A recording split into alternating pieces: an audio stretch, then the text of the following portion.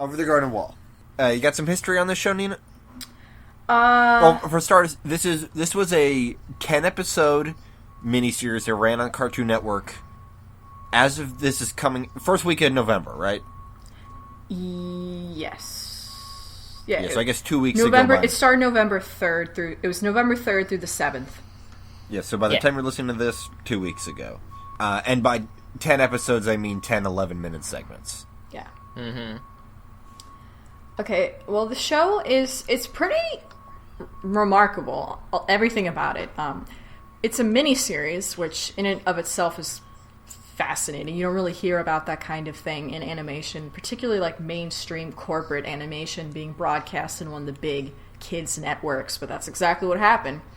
It was created by Patrick McHale, who's worked on Adventure Time and The Marvelous Misadventures of Flapjack. He first envisioned the show in 2004. It's been mulling around in his brain for that long, and he first pitched it to the network in 2005. Dang. So let that just go to show you, anybody who wants to get into this industry, you could end up dealing with a straight decade of rejection until your thing actually gets made. So hang the fuck in there, please. That's 9 years of him going, come on! Yeah. To studio fucks. Don't ever, Holy crap. literally, just don't give up. Just never give up. Eventually someone will just be like, fine. Fine, shut up! And it's apparently only after working on Flapjack and Adventure Time did the network say, yeah, okay, pitch a pilot. That makes a lot of sense. They're like... both because of Pat McHale's personal resume and because the way that Flapjack, and of course to a greater extent Adventure Time, changed the landscape to where this is still a remarkable show that it's on TV, but it's less... It's kind of an expected culmination of the last half-decade of cartoon history. If this would have come out in 2005, I'm sure it would have been a different show because he's had a decade to develop it. But let's say, for the sake of argument, that he would have made this exact thing in 2005. No one would have watched it. Yeah. I don't think. And then we'd be looking it up on YouTube and grainy standard def DVD uploads to YouTube, going what was this? How come no one's talking about this? I mean, this show really did benefit from the technology now of streaming on the internet, Cartoon Network putting all of their shows on the internet, the way that they've promoted stuff. But yeah, I mean, after he's worked for Cartoon Network for a while, they're like, hey, we're asking people to pitch shows. Do you have a show you have to pitch? And he's like, yeah, I have a show I want to pitch. So he pitched from 10 years ago? And the pilot won awards, actually, when they made the pilot. Trying to find what it won, but it's... It was also called something different, It right? was called Tome of the Unknown. Yeah. Tome of the Unknown. And that's basically impossible to find now, right? You cannot find it anywhere. It was released November 3rd, 2013, and it was about Wirt and Gregory, who grew tired of walking, so they borrow a car from a romantic songster made of vegetables. It's possible that once they release a DVD Blu-ray that they'll put the pilot on there. I really hope so, because Elijah Wood was on that pilot as well. They were already really invested in this pilot, and when they toured it, it won something. I can't find what it won right off the it earned the Bruce Corwin Award for Best Animated Short Film and got an honorable mention at the Ottawa International Animation Festival. Yeah. So it was kind of a big deal, and I don't know why you can't find it anywhere, because when they were promoting the show, all they had was the clips from the pilot, and I'm like, I want to see them ride in a vegetable car and ride a swan or a goose. I wonder if the rights to pilots are in different people's hands, because the Adventure Time pilot has never been put on those DVDs. Yeah. Well, yeah, because he originally pitched that to Nickelodeon. Yeah, so Yeah. maybe they aired on Nickelodeon first, so I think Nickelodeon owns the pilot, but Cartoon Network has the pilot. I think maybe they are just saving it for special release. I feel like they have that foresight at this point in their business practices. Yeah. But yeah, I also really freaking hope that they do put it on some form of DVD Blu-ray release, because if you tell me, hey, there's a thing with Elijah Wood in it, but you can't watch it, well then that's just the worst. Yeah, I I feel like the whole world should be allowed to access Elijah Wood's filmography. Just access Elijah Wood in general. No, his stuff, things that he's done, his film, movie, TV shit. So, Patrick McHale, he's of course a Cal Arts guy, like pretty much everybody in the industry right now, which is kind of crazy. The production for the show started in March 2014. When he first envisioned the show in 2004, he wanted to be kind of scarier and have more of an adventure-based storyline. He saw it as like a possible Halloween special, but he had trouble adapting the premise with a larger story arc. But then, once the network was interested in what he wanted to do, he was able to polish it and pitch it again. And then he wanted the miniseries format because he felt like it would lead to something that felt higher quality than what we could do with the regular series. And that's very much what happened. Yeah, it helped give it a tighter arc. Yeah. Oh, yeah, absolutely. This would not work as an ongoing freaking series. No. I mean, maybe, like... Well, because, like, I think it would have worked, but not as well. Act 2 is pretty episodic. Like, they just sort of go from town to town, and not much happens in terms of the overarching plot. You're just like the bad guy in the shower just sort of is like, whoa, like for a minute, and then that's it. Yeah. So, like, maybe if you wanted to stretch it for like a season or two, you possibly could. Yeah, I could see getting maybe like 20. That would be a stretch. I don't know. It's really good the way it is. Yeah. Yeah.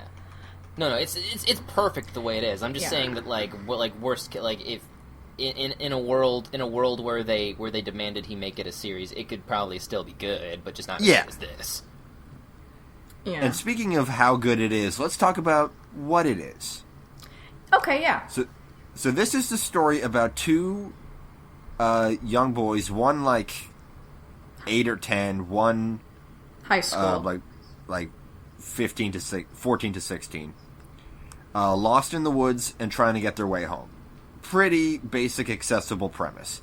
And the woods are full of magical mysteries, and as they tour them, that was such a stretch. That really is something I expect from me, Nikki. But, so they encounter all these crazy, they're bizarre... like little it's like they're encountering folk stories. Like little isolated pockets of American folk stories. Like, basically. And I say crazy, it's not like... The show's pretty low octane, it never gets super kinetic. It's like these small moments with these bizarre, fantastical things. Yeah. It has a rustic feel. It's not like super colorful. You can, like, when you watch it, you can, like, smell, like, autumn leaves. Yeah. It's just so good. So a lot of that has to do with Nick Cross, who was the art director and who did an amazing job. Yeah. The art direction, it's very interesting. It looks to me like a marriage of modern cartooning sensibilities, like the stuff Pat McHale has worked on, with stuff from, like, classic colored theatrical short cartoons like Merry Melodies and the stuff Disney was doing at the same time. And Flesher, obviously. Cartoons. Yeah. Yeah, and then just because it's in color, it's in color, but like the color palette's very like dull and muted because it's like autumn and stuff, but like it also references like all the even older like black and white stuff too. Yeah. Just because like how goofy it is. Like anytime it starts to go Rubber House, you can just see it. It's just like so obviously like all that Betty Boop era stuff. Yeah, there is a direct reference to the Cab Calloway, Betty Boop, Flesher cartoons in one of the characters in one episode, and it's like my favorite thing ever because I love those cartoons so much. And then just like the frickin' Highwayman dance. Yeah, that was what I'm talking about, the Highwayman dance. It was boarded by Penn Ward. And then, for real? Yeah, Penn Ward did the storyboards, and then I believe McHale that was actually one of the few pieces that was animated in-house. They did not export that because they wanted to make sure it was done right, or in a very specific way. It's the most memorable thing in the whole series, and it's completely incidental. It's just it's better animated than anything. Well, and partly because, like, it's supposed to look weird because the Flesher, they used rotoscoping to capture Cab Calloway's dancing, so they wanted to, like, mimic rotoscoping without actually rotoscoping anything. That's amazing. Yeah. That's bananas. Super cool. You said something very interesting on our Tumblr that, this looks and feels like the kind of cartoon that would have to be kickstarted, and here it is on what is currently, I guess, the biggest cable network in cartoons. Yeah. Yeah, basically. It's amazing. When I was watching it, I just couldn't believe it. I really could not believe that this was something that the network wanted to make and was willing to make and allowed to let happen the way that it did without any interference and any of that meddling and shit. And I didn't have to, like, drop $20 on a Kickstarter to make it a reality. Yeah, it's Cartoon Network's always been really. I feel like out of all of the animation networks, kids entertainment networks, that Cartoon Network's the one I would believe that about the most. Like, yeah, that's super great and surprising still. But yeah, if it was anybody else, I'd be like, what? Yeah, I'm surprised anybody did it, but since it's been done, I'm not surprised it's Cartoon Network. Well, yeah, exactly. But it is still so different from their other shows in a lot of ways. But just to draw a comparison, like, do you guys remember when Gravity Falls first hit and it was just the pilot? And, like, one of the main critiques or just comments everyone had was, this feels like it's supposed to be on Cartoon Network. I never saw that, but yes. Yeah. I absolutely get that. Mm-hmm. Yeah. Because Cartoon Network's great. Well, Disney's actually getting a lot of neat cartoon. I mean, with Gravity and Wander and now Star versus the Forces of And even Phineas Evil. and Ferb. Like, Phineas and Ferb's always been there, like SpongeBob. Yeah. Yeah. Amidst a sea, again, like just like Nickelodeon, amidst a sea of live-action tween sitcoms that aren't funny and are ultimately interchangeable. Yeah. Yeah. But anyway, back to Over the Garden Wall. Back over the garden wall, which is very significant. But like one thing with if it was Kickstarter, we wouldn't be able to have Christopher Lloyd or John Cleese or Tim Curry in it. We probably would have been able to still get Elijah Wood because I bet he would work to scale. Oh, well, he's been in a Kickstarter project before. That game, the video game, that I always forget the name, something, Broken Age or something. Oh, yeah, Broken Age, yeah. That was a Kickstarter Well, project. that Kickstarter raised $3.5 trillion. Yeah, well. Approximately. Everybody except for me pledged to that Kickstarter. Approximately infinity gajillion. Yeah. Actually, I don't know. Maybe take. they would have been able to get Lloyd, Curry, and Cleese, because what have they done in the last 10 years? Yeah. Christopher Lloyd was just in a really dumb Seth MacFarlane written Back to the Future reference in 1,000 Ways to Die in the West. That's about it. But I'm so glad he's in this, because this is he hasn't had a good role in so long. And now he's in something that's good, and he can actually be good in it. Dude, this is one of the better performances I've seen him in, ever. Like this, I mean, he's great. I love him, and he's been acting forever. But this is one of the tops. And he didn't even have to get frozen today. Wow, just gonna take someone else's meme that. Yep. He's essentially become synonymous with that meme at this point. But it's like if Christopher Lloyd were to get abducted by aliens because he's never gonna die, he would have a pretty solid bookended filmography. Starts with One Flew Over the Cuckoo's Nest, ends with Over the Garden Wall. Boom, that'd be great. Yeah. I mean, he's the titles are also kind of similar. You could switch them. Oh, yeah. You could switch them to each property. It would still kind of work.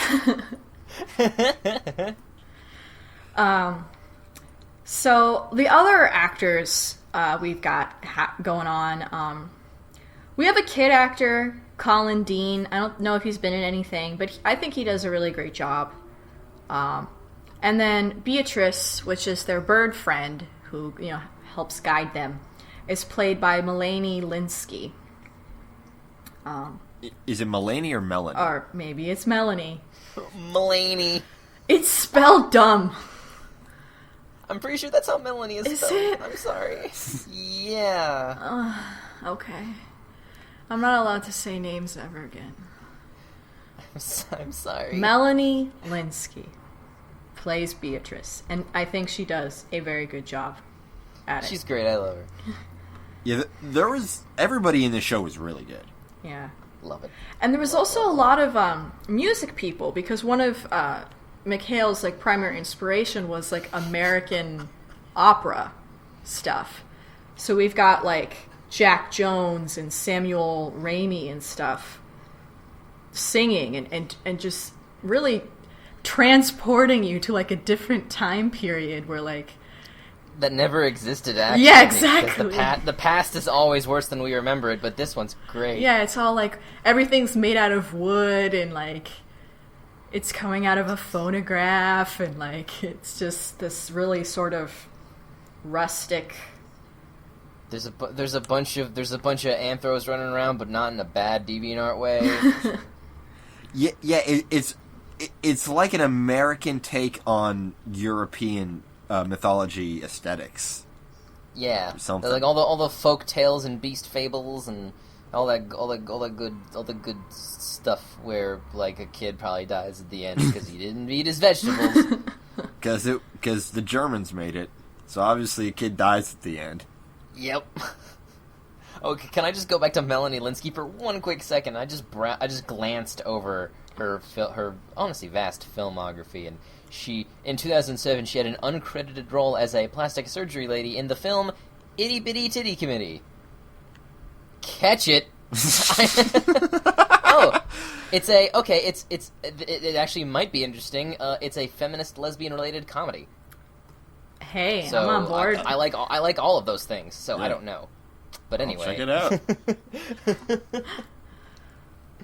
Yeah, I mean, going forward in this podcast, we're probably going to give some spoilery things because since the show is so short and it is a continuous plot and it all sort of ties into itself and goes back to itself, it's sort of hard to talk about it significantly without actually, like, delving into it.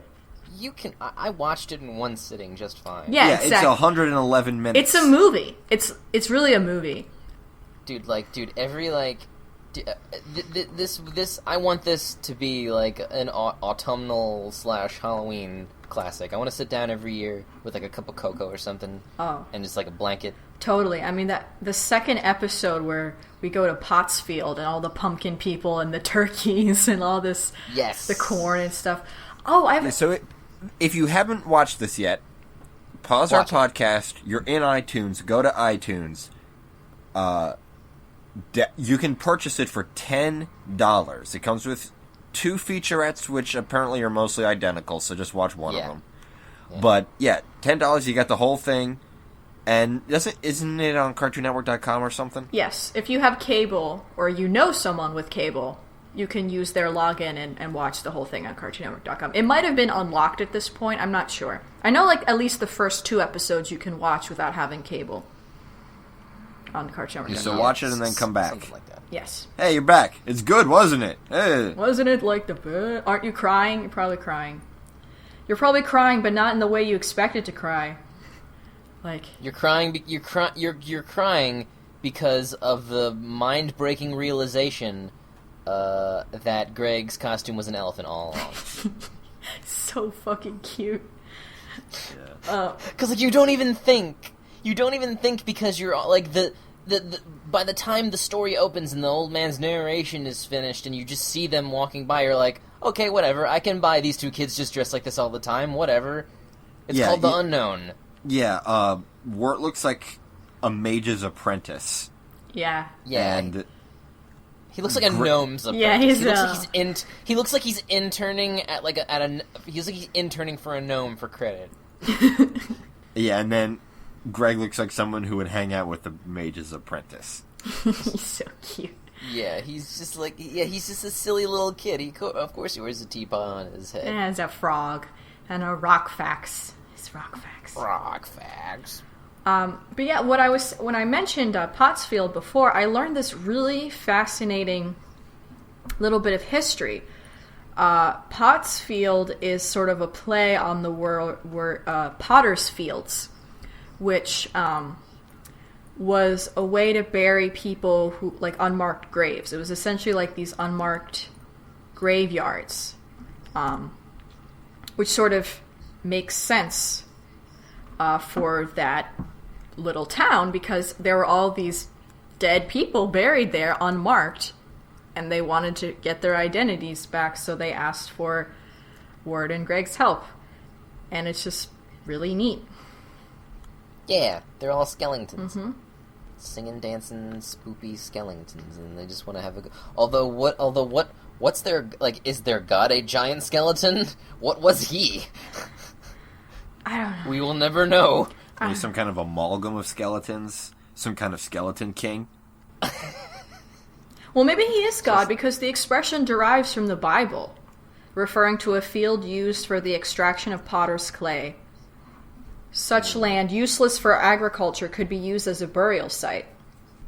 Good hypothesis, but it's not a complete thesis yet. Also, you need more evidence. No, I'm just, Yeah, just, please, just, if you would have said anything but no, then I would have just been surprised, because that's what I would have done. I would have slapped me in the face. It's final, so I'm in that mentality where I'm like, oh fuck, I need a thesis. Sorry, I forgot. I didn't mean to trigger you. I'm just like, oh, I have to do 2 presentations this weekend. I understand, friend. Shh, it's okay. We're over the garden wall now. Yeah. No, I don't want to go there. I'm not ready to go there yet. Because it possibly takes place in its own pocket temporal dimension, so you might be okay. But it's essentially the other side of death. Does. Otherwise, they would have drowned if they were down there in the water for that long. Yeah, it's the other side of death, because another, quick thing that I caught was in the graveyard where all the kids were hanging out, before they went over the wall, one of the graves had the name Quincy Endicott on it. Oh, yeah! The T-Man! Yeah. So it's like... I saw that but didn't completely register it because I was still kind of reeling at that entire episode. Yeah, because... Every time, I didn't catch it because every time I see names on gravestones in cartoons, I just assume it's the staff. Yeah. Not for this show. There's so many details. Like, for example... Or Squidward's Hopes and Dreams, which is the best gravestone in a cartoon ever. When I'm an adult and I can decorate my own house my own way for Halloween, that's gonna be one of the gravestones in my lawn. Because there'll be new kids who probably won't even have watched SpongeBob. And they won't get it. So, good. It's just for me. Here's your fucking candy. I already ate all the good stuff. Here's the Smarties. I'm gonna give them Smarties while eating a king-size Milky Way or something. But one of the benefits of this show being a self-contained story is that, it's very rewatchable, and you have all these details that you miss out the first time you watch it, because from the beginning, you have all these clues as to what's really going on. Like, in the opening narration, we see little bits and pieces from all the episodes that are going to come next, and we also see these very brief little flashes of, figures underwater, shadows underwater. We don't really know what we're looking at. And then the title card, every time they show the title card for each episode, you can faintly hear the sound of a train coming. And you don't know the significance of that until you get to episode 9, and then your brain explodes, and then you have to watch everything from the beginning and be like, oh my god, it was there the whole time. Everything was there the whole time. That gives me chills, thinking about that. That's so good. I know. Yeah.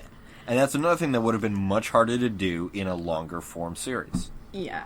It would have been impossible. So I guess, do we want to talk about characters or favorite episodes, or...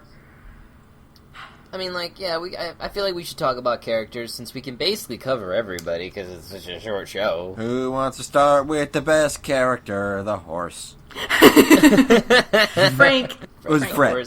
Fred. Fuck. Fred the horse. God. We'll get it in by post. Fred Stoller.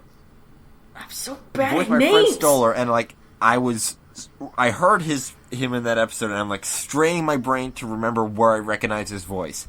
And I looked through his discography in 3 different places, and I recognize him as the janitor from Fairly Odd Parents. from like the Wow. movie, the first movie with like the muffin. Oh, yeah. I barely remember anything from that except for a whole lot of ape and monkey. Oh, now I know who the hell you're talking about. He's like, Yeah. muffin? Muffin? How's about a muffin? How's about a muffin? Oh, God. Okay. Our horse friend is in 2 episodes. He is a minor character, but he's a great character. Yeah, the Highwayman dance episode and the first episode with John Cleese. Because John Cleese played 2 characters because I guess they trapped him in the studio until he voiced 2. Because he's John fucking Cleese. Yep. Those episodes are... So chapter 4, I believe, is the one with the horse where we first meet him. So. I'm trying. The first episode with the horse? Yeah, the first episode of the horse is chapter 4, and then chapter 5, Mad Love, is the second episode of the horse. Songs of the Dark Lantern. Songs of the Dark Lantern. But there's not very much to talk about, Fred. He has the single best line in this series. So I guess we can end it at that. Yeah. Yeah. I made a joke about it last episode. Yep. Foreshadowing, I guess. Well, I guess it's important to talk about Wirt because it is essentially his story in a sense, or at least like he's kind of the reason all these things are happening, or at least why they're there watching everything. Everything is his fault. Yeah, he's a teenager. He doesn't really know what he's doing, unlike ever. But he's like endearing. Like he's not obnoxiously like. No. And, like, they sort of lampshade it with, like, him reciting poetry to himself and, like, being super dramatic about everything. Yeah. He's one of those guys. But, Wood's performance really does sell it. Like, it would be hard to do if you had, like, not the best actor, but, like, since he's very experienced, like, it really helps make the character not, like, obnoxious or, like, whiny, but, like, actually, like, really relatable and sympathetic and likable. Yeah, he can... Yeah, Elijah Wood's super good. Like, he can be really... he can give you a lot in his performance while still being subtle and, like, low-key. But he can pack a performance. I love him. Yeah. He's great. And honestly, like I feel like Lord of the Rings is not his best work, just because Tolkien is so dry. Yeah. He was just like they were just reading from the book, like a 5th grade class. Yeah. Except for obviously Sir Ian McKellen. Oh well, of course. Yeah. and Christopher Lee. Yeah, actor, heavy metal musician, and Dracula, Christopher Lee. Real life Dracula. Yeah, but that's not a joke. If you haven't heard this, he has made heavy metal albums, and the album art is insane. It's just like him standing in front of a kind of poorly photoshopped castle. It's the best thing you'll ever see. We've probably talked about it on the show before. I don't care. We actually haven't. No, we. Oh, really? No. Huh. He hasn't been in Well, any then cartoons. Well, we should talk about Christopher. But Lee he's more. not in any cartoons. I don't know. I feel like eventually, I feel like if we let any random conversation just slip, eventually we would by just several degrees of conversation eventually end up at Christopher Lee probably. But anyway, like Elijah Wood's great in this, but like also like, is it weird to say like I kept thinking of Dipper? No, In this? it's not. I know what I totally know what you mean, because it is sort of that same kind of kid where like he's kind of nerdy but not really nerdy. He's just kind of awkward and talks really fast and gets really nervous and is like, And like even if he wasn't the main character, he would still carry himself because they both think they're the main character of everything. Like Yeah. they both treat themselves as the main character of their lives. Yeah. Like everything is with Wirt, his whole thing is like everything's everyone else's fault and he's not culpable. With Dipper, it's more like I'm always doing something super important and everybody else's problems are dumb. I need to solve these mysteries. well, it's also the age too. Yeah, no, that too. Yeah. Wirt's not quite as neurotic. He's No. close. He has moments. Yeah, he does have his moments, but like Like I'm too young to go to frog jail. He's also more capable of self-awareness and self-deprecation than Dipper is. Yeah, Yeah. definitely. And you know, And Dipper's a better brother. yes, Yeah. I mean, that's really one of the main lessons. I think it is the main lesson that he kind of goes on this journey to learn, is that he's not the best brother ever, because, you know, we learn in that episode Songs of the Dark Lantern that, in a very hilarious sequence, that, you know, Greg is Wirt's brother because Greg's dad married his mom, and you know, they have a very large difference in age, and, you know, Greg is just this kind of goober child, and Wirt's just like, oh, my life, my music, this girl won't like me, there's this kid. And the reason why they get into the mess in the first place is because Wirt is just too preoccupied with how he appears to people, and he doesn't really pay attention to Greg, and he gets Greg in trouble. Wirt is too preoccupied with constantly socially shitting the bed at every conceivable turn. Oh my god, that episode is hard to watch. Yeah, it's pretty rough. Because, like, but it's the roughest because, like, I get it. Exactly. I so get it, and I hate that I get it. I wish I wasn't you. Like, I've never been in those specific situations, just because, like, I never went out or did anything as a kid. Yeah, I know. But I didn't. But if I did, because I knew that if I did, that I would do that. Yeah, exactly. If I went outside of the house for anything other than school, like 3.5 minutes, I would be there. But he didn't mean to go out. Like, it was Greg who sort of threw him into it, because he was like, "Oh, you're staring at the mascot," and blah blah blah. But yeah. Never made a girl a mixtape. No, well, this was the 80s. Apparently, the time period is like the late 80s, early 90s time period. Yeah. So that was more of a thing than now. I vaguely remember cassette tapes still being used in my youth. Oh yeah, totally. They definitely were in my youth. But like by the time I was capable of creating my own sense of what music I liked, it was CD time. Yeah. In fact, Yeah. iPods were just the thing when I was in middle school. Yeah, but this was clearly like, although really like the cassette tape was really the only indication in any sense of time. It's really just in any time. Like, it's a timeless tale of teenage awkwardness. Yes, definitely. Yeah, there are plenty of times in, you know, post World War II history when a person would not have a tape player. It could be today, and she'd be like, "I don't have a tape player. What are you talking about?" Maybe Wirt is just an unbearable hipster that he doesn't even have to make a big deal about it. Did you see his bedroom? I forget. Oh my god. It was so, there was a lot going on visually. I didn't catch everything in there. It looked All like the more reason to watch it it again. looked like one of those Brooklyn, like Williamsburg sort of like old timey hip stores where you'll get like a fucking egg cream, like, but a bedroom. I thought you were going to say it was like a Brooklyn apartment. I'm like, Nina, that's like the size of a block of Brooklyn apartments. No. Well, some Brooklyn apartments. Like, I'll go to some people's houses. They'll have fucking like antlers and pelts and shit on the wall, and it's like, what the fuck is this? A hunting house? And like parchment with sketches. Like, oh my god. Parchment. Like, where am I? Sometimes I love Brooklyn. Sometimes it's the fucking worst place on earth. Yeah.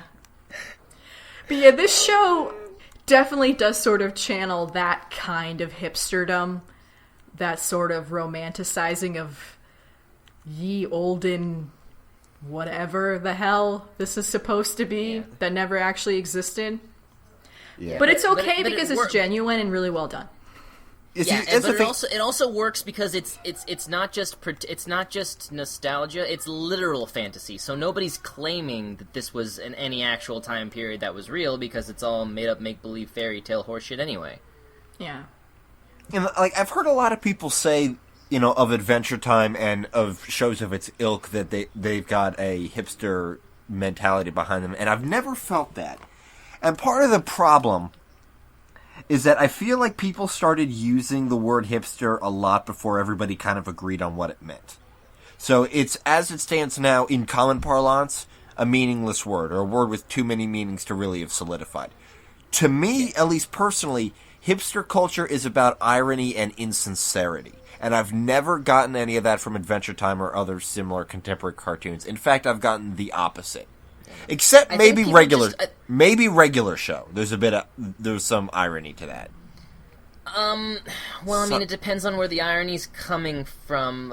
Regular show is very genuine in what it is, but what it is, I think the only reason that people would claim that regular show is hipster is because it panders to the demographic where hipsters live. So hipsters might like it.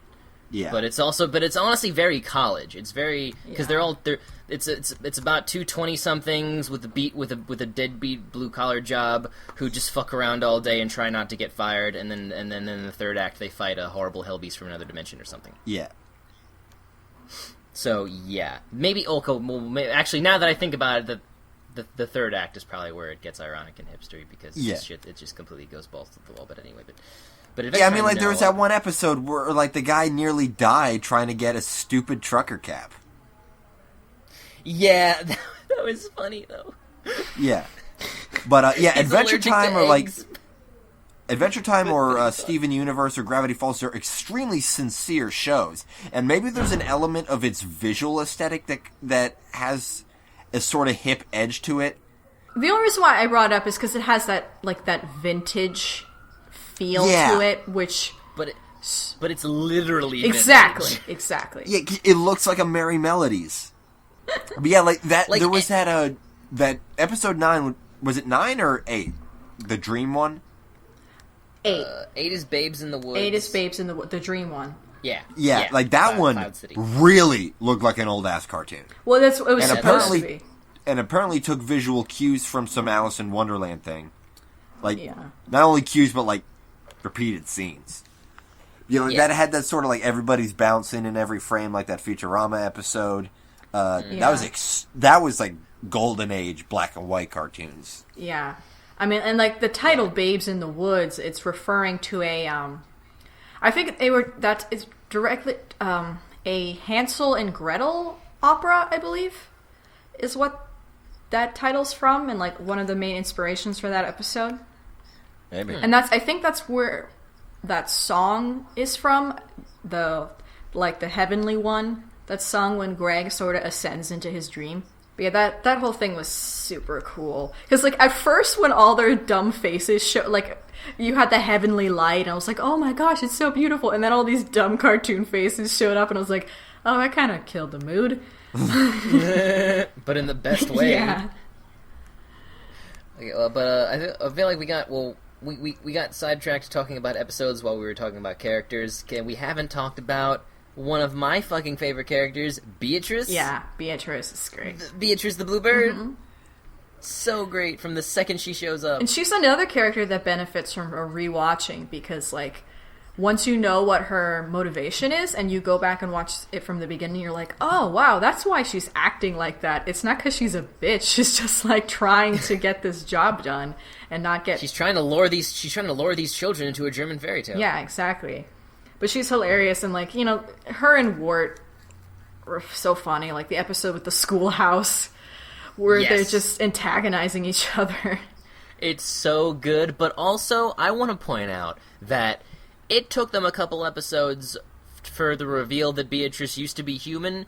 So for a little while, I was just like, is he gonna fucking just straight up make out with a bird at some point? Because this is what it's feeling like. But they didn't even go. They didn't even have to go that route, because it wasn't even a thing. They just had some super great chemistry. They never even saw her human, really. No, they never saw her. They didn't. No. Nope. We did. So, yes, and she's cute. Yeah.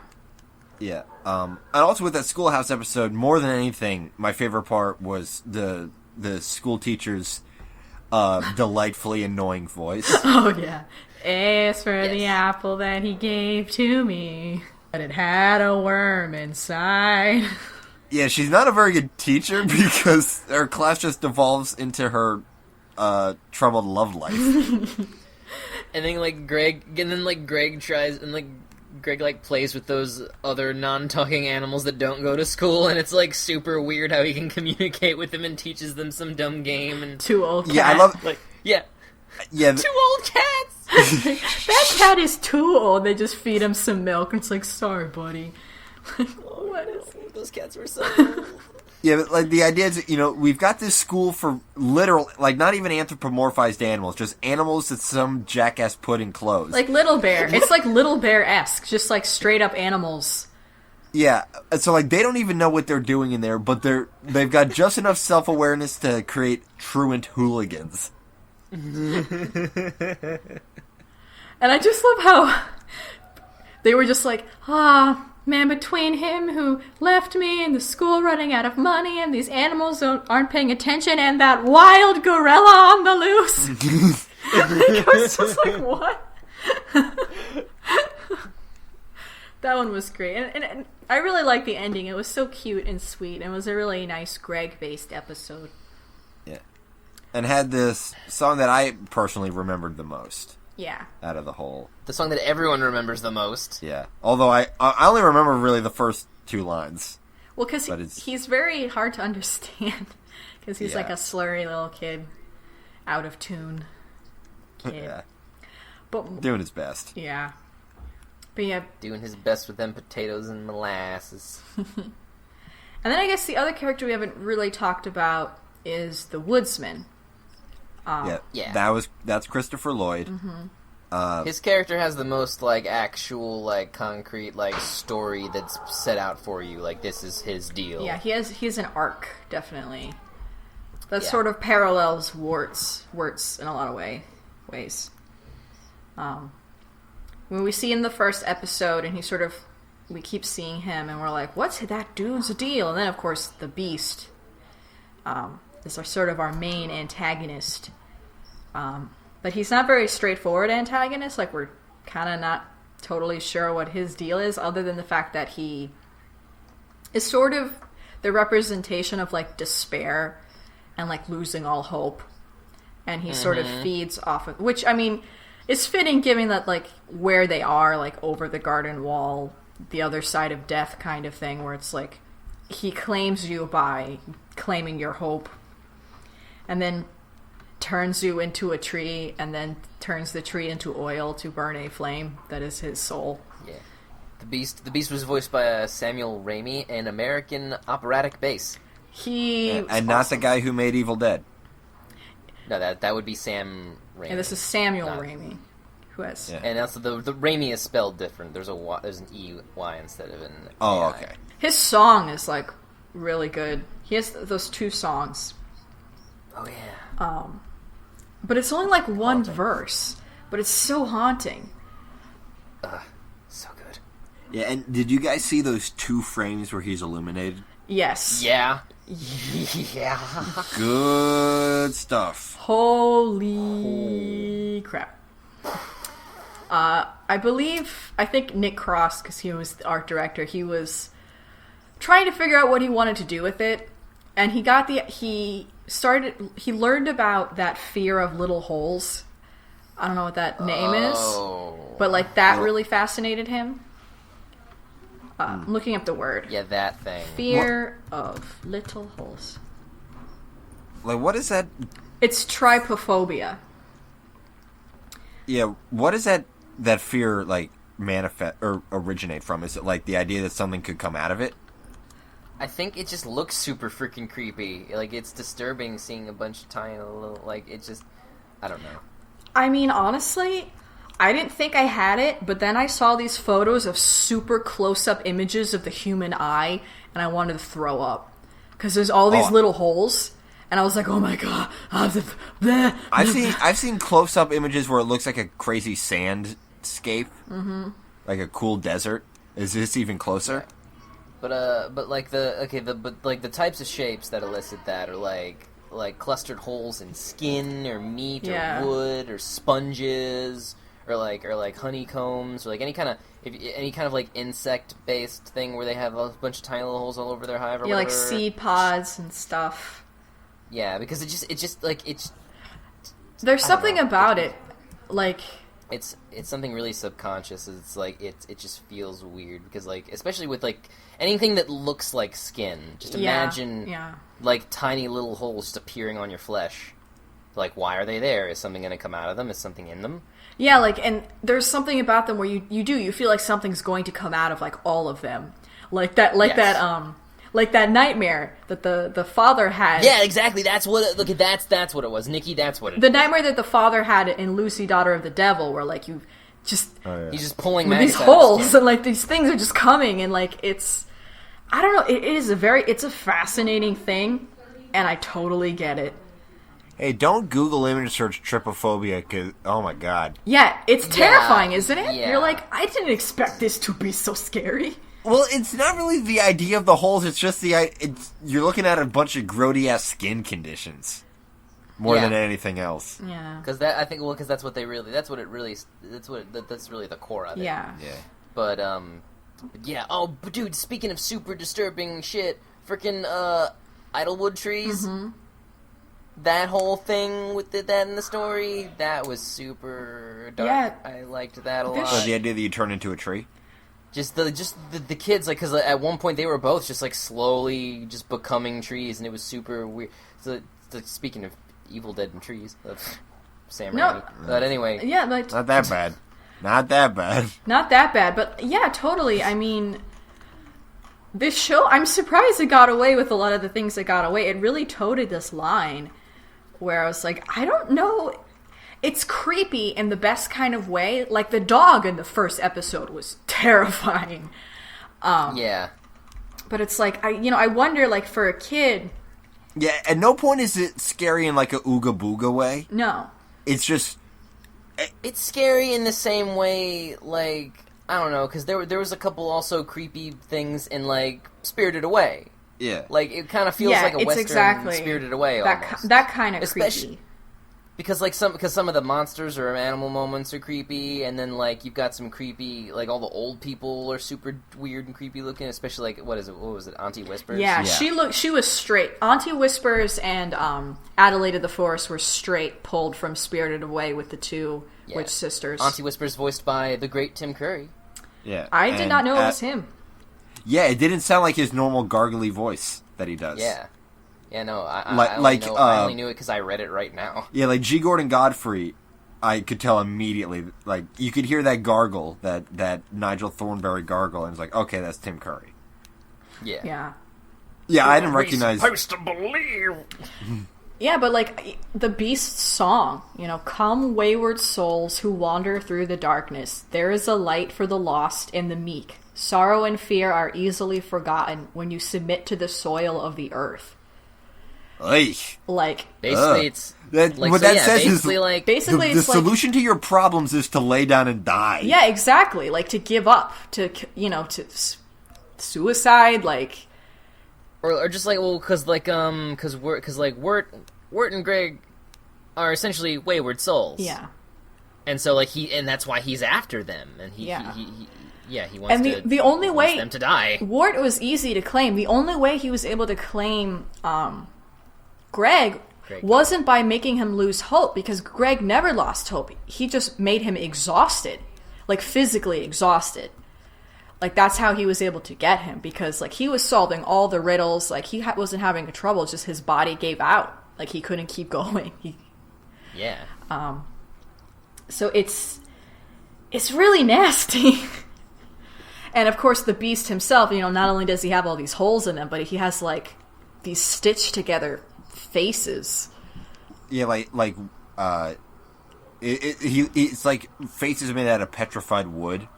Yeah. Like, I guess the wayward souls, I guess. But yeah, he's a scary guy. There's some scary things in this show. Which... Did you should totally watch it. Totally. Catch it. Can't do it twice. But in a not-so-scary episode that I just want to feature, that's like one of my favorite, is the Lullaby of Frog Town. or Frog. Yeah. Lullaby in Frogland. Because that episode is essentially Frog and Toad. Everything is Frog and Toad. If you don't know, Frog and Toad were a series of children's book written by Arnold Lobel in the 70s. And they're really great kids' books, and I have no doubt in my mind that they played an influence on this show, like with the aesthetic and the illustrations, but it was just so cute. Very similar. And I love frogs, and they were so cute, and George Washington didn't have any clothes, and it was adorable, the whole thing. And there was a Professor Layton little hidden... Frog. Yeah, there was a Professor Layton and Luke Frog. And I was like, they were great. Oh, I was so happy. So that episode was just made for you. Yeah, pretty much. I was like, this is everything I've ever wanted. And then, we finally got to hear the full version of the titular song, Over the Garden Wall, which in the beginning, the first episode, we only got to hear like a little bit, but then George Washington the Frog got to sing the whole thing, and it gave away a lot more of what this whole... the unknown is about, and why it exists, and that it's this play. It's like this fantasy escape place, and you can learn from it, but you can also succumb to it, which they almost nearly do. Yeah, I was kind of disappointed that the one person of color in the show spent the whole thing in whiteface. She was a skeleton. I thought she was a clown. She was a skeleton clown. She was a skeleton. They all went out for Halloween and went out into trespassed in the cemetery to do age appropriate things and drink age appropriate beverages like soda and stuff. I think it's kind of neat that we never got to see her real face. And it's kind of neat. Oh yeah, thematically that is a thing that if I was still in college I would think further into, but I'm just dead. You don't have to. I don't have to. Why would I? Entertainment, just whatever. Just give it's me, fun. Just show me pictures, flash pictures in my face. I'll give you money. But it's fun. I thought you do this podcast so you can finally get some use out of your degree. Yeah. Yeah, but now I have a job that gives me money, so I don't feel the need to justify my degree anymore. Okay. I don't need to prove anything to anybody. I'm getting paid. Yeah. I mean, the music, we talked a little bit, obviously, but the music in this show is just so good. It's as good as literally everything else in this show. Yeah, it has the same kind of old-timey, rustic, quietly fantastical aesthetic as the rest of the show. It, fits perfectly. Yeah. And a lot of it's very communicative of the themes of the show. Because the show never... a lot of stuff you got to listen to on your second watch of the show. Because, the show never, outright and says really much of anything. It just sort of is, and it has its meanings, but they're sort of under the surface. They're the kind of things where it's not in your face, ever. And, it's really beautiful that way. And you don't have to rewatch the whole show to get some of the songs. Cartoon Network... But you're gonna. You will, obviously. But Cartoon Network released the Songs of the Series playlist where they had some of the songs.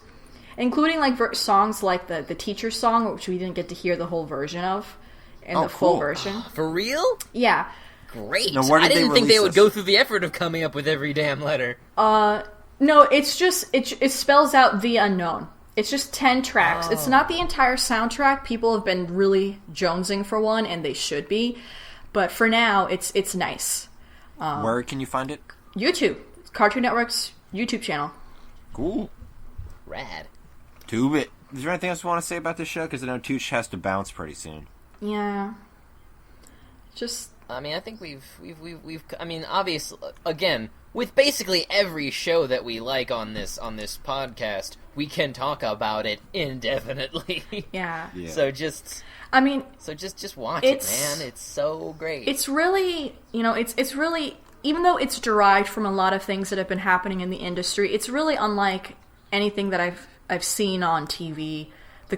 It's like the entire progress of the industry and everything it's been working its way towards has, like, in a way almost culminated into this. Yeah, I was gonna say it's a culmination, but it's not the culmination you expected. No.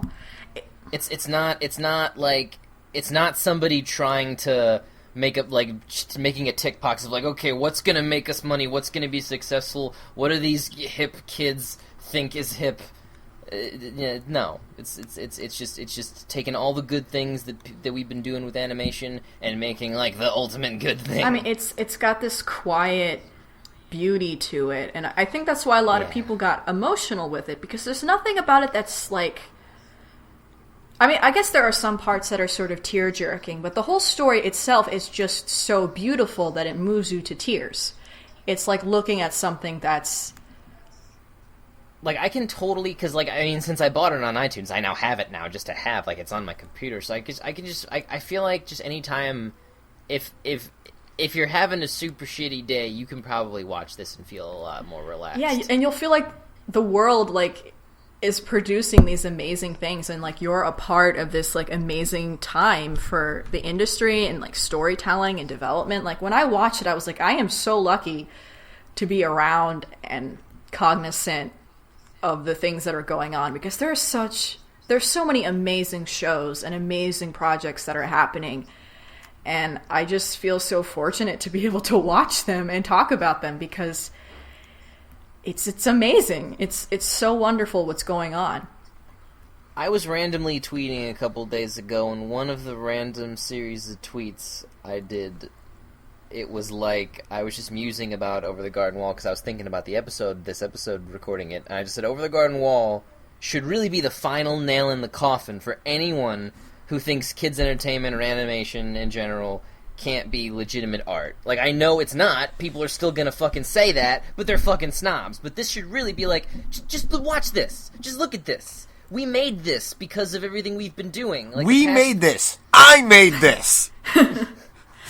Well, I mean, like, yeah, because how people are reacting. Yeah, I know. To the new shows and stuff. So it is like a societal effort almost, because, like, if people weren't watching it, the networks wouldn't be putting more and more stuff of good quality like this on the air. Like, finally, at least Cartoon Network, and to some extent other networks, are finally going like, hey, maybe if we actually put some effort and quality into this and just let the show be, like, good and not worry about, like, focus groups and all this horse shit, and marketing and merchandising.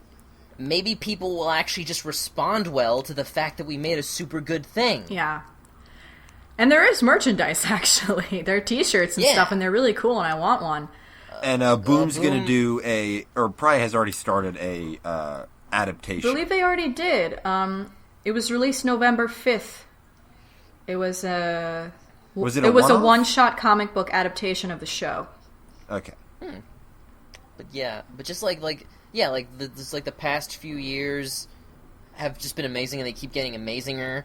And, like, I mean, I've always loved cartoons, but it's only really been, like, in the past 5 or so years, especially once 2010 kicked in with everything along with Adventure Time, that I myself was actually like, I want to do this. Yeah. Like, I'm aspiring cartoonist, but, like, it's only been recently, oddly enough, that I really felt that all the great stuff has inspired me to actually. And I want to be around it. I want to be around the people who do it. Like, I just want to be there. Like, I don't care if I'm. I want to be where the people are. Yeah. It's true. Because, like, so many other elements. Look at this stuff. Isn't it great? It's neat. Don't you think that my collection's complete? Yeah, it's neat and then complete. Tooch. Well, I haven't actually seen that movie since I was, like, however young. I might have not have actually sit down and watched the whole thing, because I was a boy, and I still am. I was a boy. But anyway, watch this. And get everyone you know to watch it, because I swear... Put it on in the background for Thanksgiving instead of the foosball. Like, watch it with your family or your close friends, you know? Like, and they don't even have to be, like, cartoon people or anything. Like they'll like it. Oh, I thought you were going to be like, they don't even have to be friends. Get random people off the street. No, I mean... You can do like Christian missions do. yeah, we'll come in, we'll feed you, but you like instead of having to listen to some bullshit about Jesus, you just have to watch this cartoon. And you get fed. They'll come. And then they'll be like, this is a great Thanksgiving. This is the best one ever. But Thanks. it's also just a really great thing Rick. to experience with people that you care about. And, like, it is great with family and friends. And also, like, because it's so universal, like, it's... anyone can enjoy it. You know, it is like a Miyazaki movie in that way where, like, it's sort of become this paradigm of, like... You don't. Like it's clearly from a specific culture and referencing a specific time period, and yet, even if you don't relate to any of that aesthetic, you still enjoy the aesthetic because of the way it's presented here. Yeah. They've taken something like for specific that would usually fall under specific demographic labels and opened it up for everybody to enjoy. Yeah. You know, we should get our mom to watch it. Totally. Sit down at the Thanksgiving table with some heaping helpings of potatoes and molasses. And turkey, people. Yeah, because like, yes. I now that our mom has started watching, I think she's finally coming around on cartoons. Because she used to just think that they were nonsense for kids, and then never like we watched Grave of the Fireflies, and she was just like, eh. She was like, I couldn't get invested because I could tell it was fake. And I was like, Mom. Well, you're like, tears are streaming down your face, like, Mama! I actually did not... I couldn't get invested in that movie either, but only because, like, I feel like that movie tried way too hard for me, at least. Like, I was like, we get it. Like, I get it. I'm supposed to be super sad. Like, there was too many sad things. I was overloaded with sad imagery to the point where I was just like, well, if you're gonna, like, I got rebellious. I was like, no. I'm not gonna care because you want me to care so much. You're not my dad. Well, no, you're not the only person who's had that reaction. That's actually a very common reaction to that. Really film. good because literally everybody else I've spoken to is like, "What? It's like you must be the devil." Well, not even you must be the devil, but like every single person was all like, because maybe also it was overhyped, but it's like, I don't know, it was exactly the movie that everybody said it was, but I just didn't react the way I expected to, because everyone was like, this movie is just soul-crushing, and I was like, well, I guess I can see why you would think that, but the point... no, I'm fine. The point is, our mom never liked cartoons. But now that we're articulate enough to explain them in, like, an academic light, she's starting to appreciate them. Well, also, and this is the kind of cartoon that I think your mom, who doesn't like cartoons, would like. Yeah. That's my final verdict. We'll put that on the DVD box. Your mom will like it. Mom approved. Kid tested, mom... No. The other way. Kid tested, mom approved. I guess. Yeah. Or... Mom tested, kid approved. Choosy moms. What product would be mom tested, kid approved? Jif, I guess. Mom tested, kid approved. No, it's mom test, kid approved. I don't care. These brands enslave us. Okay, so